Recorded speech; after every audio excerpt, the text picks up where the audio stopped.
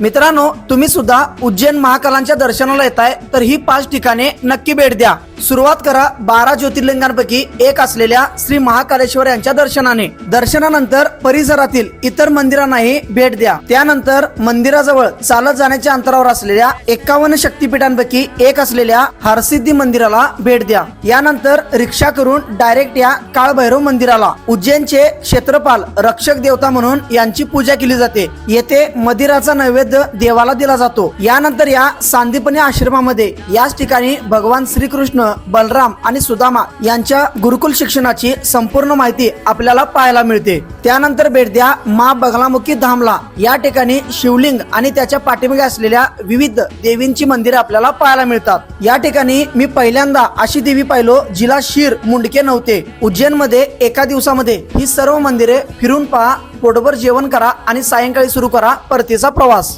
तर ही रील तुमच्या उज्जैनला जाणाऱ्या मित्राला आत्ताच पाठवा, सेव्ह करा आणि अशाच व्हिडिओसाठी मला फॉलो करायला विसरू नका। बोला जय महाकाल।